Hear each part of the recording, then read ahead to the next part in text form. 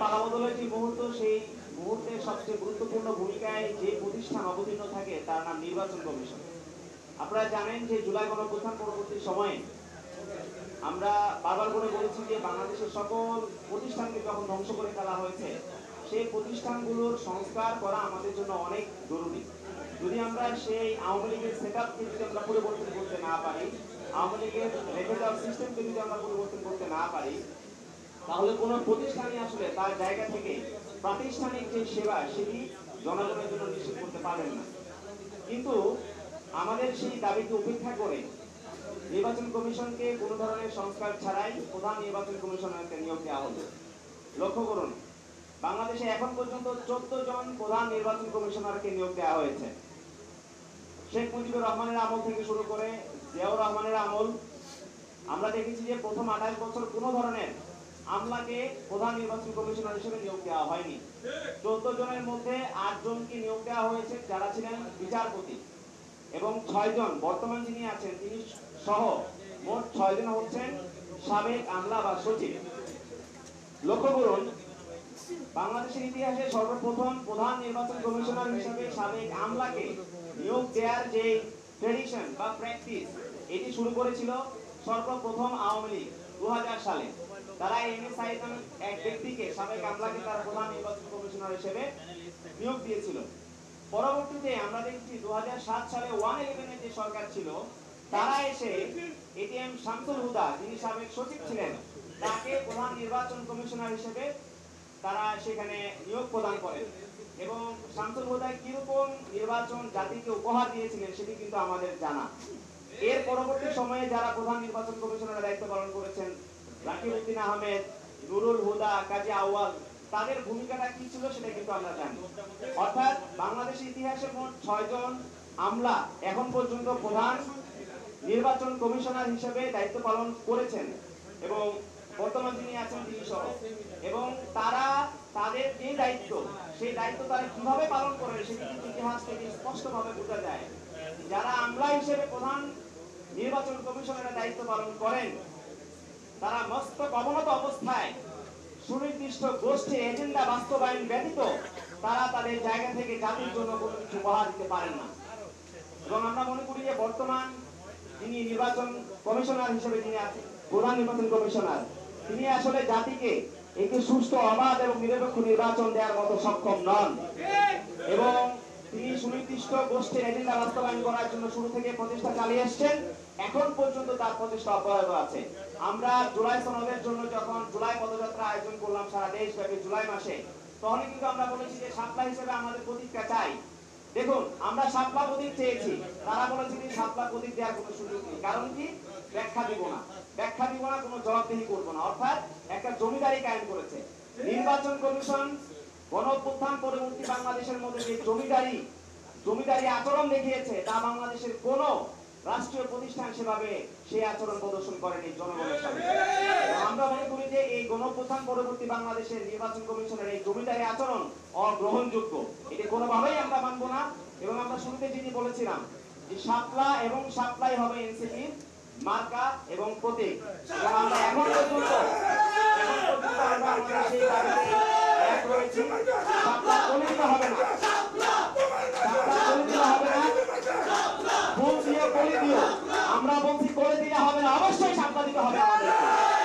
শাপলা এবং শাপলাই হবে এনসিপির মার্কা। শাপলা বাদে এনসিপি অন্য কোনো মার্কা মানবে না, মেনে নেওয়া হবে না। এবং শাপলা প্রতীকের ব্যাপারে আমরা দেখেছি জনগণ আমাদের সাথে আছে, এবং আমরা অধিকার, আমাদের যে রাজপথ, সেই রাজপথে আন্দোলনের মাধ্যমে হলেও আমরা আমাদের সেই অধিকার এবং আমাদের যে দাবি, সেই দাবি আমরা আদায় করে নেব ইনশাআল্লাহ। জুলাই সনদ বাস্তবায়নের ব্যাপারে আমরা আগেই বলেছি, জুলাই সনদ এটি কোনো কাগজে কলম নয়, বরং এই জুলাই সনদ আমাদের নতুন বাংলাদেশের রাষ্ট্রকল্প। এই রাষ্ট্রকল্পকে অবশ্যই আমাদের বাস্তবায়ন করতে হবে। আমরা বড় কিছু দলের কাছ থেকে আমরা দেখতে পাচ্ছি যে তারা এটিকে একটি 3 জোটের কাগজ কলমের রূপরেখা হিসেবে জনগণের সামনে উপস্থাপন করতে তারা তোড়জোড় করছেন।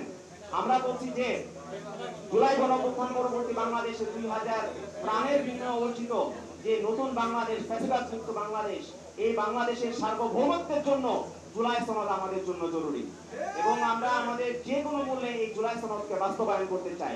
কিন্তু সেই বাস্তবায়ন করার দায়িত্ব কিন্তু বর্তমানে অন্তর্বর্তীকালীন সরকারের উপর ন্যস্ত রয়েছে।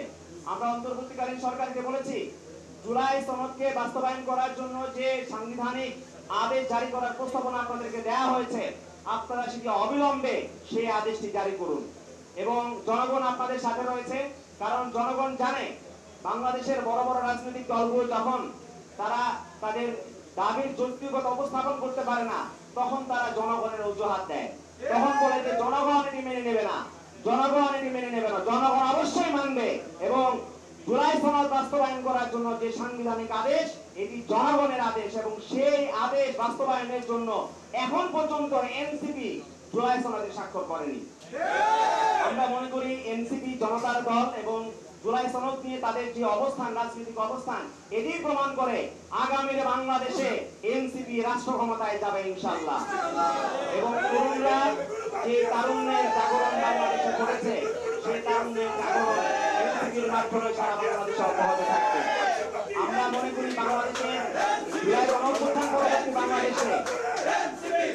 জুলাই গণঅভ্যুত্থান পরবর্তী বাংলাদেশে আমরা দেখছি কিছু দল নব্য এরশাদের ভূমিকা অবতীর্ণ হয়েছে।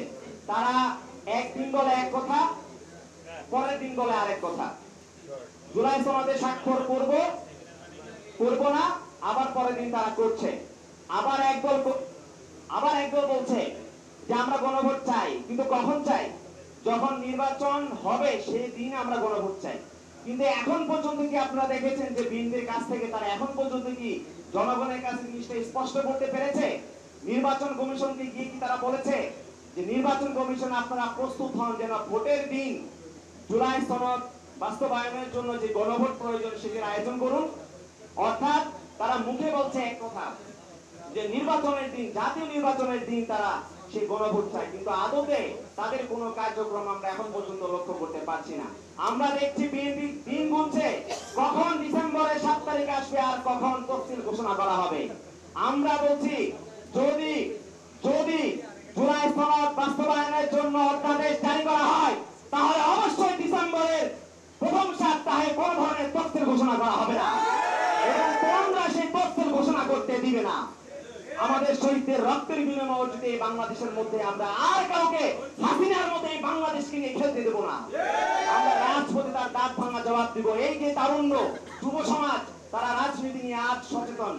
আগে গত 16 বছর ধরে কিন্তু শেখ হাসিনা এই যুব প্রজন্মকে, তরুণ প্রজন্মকে সে রাজনৈতিক ভাবে বিমুখ করে রেখেছিল। কিন্তু আমরা বলছি জুলাই গণঅভ্যুত্থান পরবর্তী যে তরুণ প্রজন্ম, যুব সমাজ, তারা রাজনৈতিক ভাবে সচেতন। তারা জুলাই সনদ অবশ্যই আদায় করবে, তারা জুলাই সনদের বাস্তবায়ন নিশ্চিত করবে এবং অবশ্যই গণভোট নিশ্চিত করবে ইনশাআল্লাহ।